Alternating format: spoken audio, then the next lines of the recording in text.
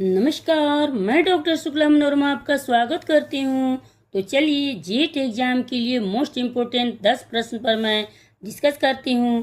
तो चलिए पहला प्रश्न ये रहा, एक प्रभावी शिक्षण कुल मिलाकर किसका कार्य है? ध्यान दीजिएगा आप लोग, ऑप्शन सुनिए। ए है शिक्षक की विद्वता, बी है शिक्षक की ईमानदारी, सी है शिक्षक का छात्रों को सीखना और समझाना, और डी है अध्यापन कार्य के लिए शिक्षक की पसंद। चलिए बताइए आप लोग, लाइक सब्सक्राइब करते जाइएगा। बताइए पहला प्रश्न का आंसर।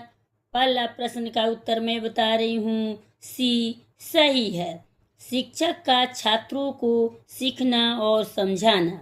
दूसरा प्रश्न आपके सामने ये रहा, किस प्रश्न में अंकन अधिक विश्वसनीय होगा? ऑप्शन सुनिएगा। ए है समापन, बी है संक्षिप्त जवाब, सी है बहुवैकल्पिक प्रश्न, और डी है निबंध। चलिए बताइए, कमेंट कीजिए आप लोग। बताइए दूसरा प्रश्न का उत्तर। दूसरा प्रश्न का उत्तर मैं बता रही हूँ।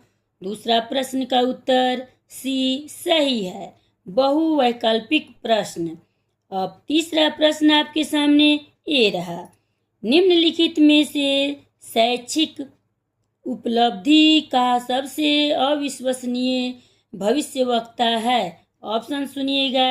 ये है सीखने के लिए विरासत में मिली जैविक क्षमता, बी ऑप्शन है माता पिता की जातीय उत्पत्ति, और सी ऑप्शन है पारिवारिक पृष्ठभूमि और प्रशिक्षण, डी ऑप्शन में है कक्षा का अनुभव। चलिए बताइए तीसरा प्रश्न का उत्तर। तीसरा प्रश्न का उत्तर बताइए, लाइक सब्सक्राइब करते जाइएगा, कमेंट कीजिए। तीसरा प्रश्न का उत्तर बी सही है, माता पिता की जातीय उत्पत्ति। अब चौथा प्रश्न आपके सामने ये रहा, ब्लूप्रिंट तैयार किया गया है। ध्यान दीजिएगा आप लोग, ब्लूप्रिंट तैयार किया गया है। ऑप्शन सुनिए। ए है शिक्षण कार्य हेतु, बी है शिक्षण की योजना बनाने हेतु, सी है प्रश्न तंत्र तैयार करने के लिए, डी है टीचिंग एड तैयार करने के लिए। चलिए चौथा प्रश्न का उत्तर बताइए। चौथा प्रश्न का उत्तर सी सही है, प्रश्न तंत्र तैयार करने के लिए। अब पांचवा प्रश्न आपके सामने ये रहा, रूसो के शिक्षण संबंधी विचार किस पुस्तक में मिलते हैं? ऑप्शन सुनिएगा आप लोग। ए है एमिल, बी है कन्फेशंस, सी है न्यू हेलोपीज, और डी है सोशल कॉन्ट्रैक्ट। चलिए बताइए आप लोग, शेयर करते जाइएगा, शेयर करते जाइए। पांचवा प्रश्न का उत्तर मैं बता रही हूँ, ये सही है एमिल। छठा प्रश्न आपके सामने ये रहा, सीखने के अंतः दृष्टि सिद्धांत को किसने बढ़ावा दिया? ऑप्शन सुनिएगा। ए ऑप्शन है जीन पियाजे, बी ऑप्शन में है गेस्टाल्ट सिद्धांतवादी, सी है माइकल, और डी ऑप्शन में है वाइगोत्स्की। चलिए बताइए छठा प्रश्न का उत्तर। छठा प्रश्न का उत्तर बी सही है, गेस्टाल्ट सिद्धांतवादी। अब सातवां प्रश्न आपके सामने ये रहा, सीखने की वह अवधि जब सीखने की प्रक्रिया में कोई उन्नति नहीं होती कहलाती है? क्या कहलाती है? आप लोग ध्यान दीजिएगा। ए ऑप्शन है सीखने का वक्र, बी है सीखने का पठार, सी है स्मृति, और डी है अवधान। चलिए बताइए सातवां प्रश्न का उत्तर। सातवां प्रश्न का उत्तर मैं बता रही हूँ, बी ऑप्शन सही है, सीखने का पठार। आठवां प्रश्न आपके सामने ये रहा, लाइक सब्सक्राइब करते जाइएगा, कमेंट कीजिए। आठवां प्रश्न, शिक्षा के उद्देश्यों के ब्लूम के वर्गीकरण के डोमेन है। अब क्या है? आप लोग ऑप्शन सुनिए।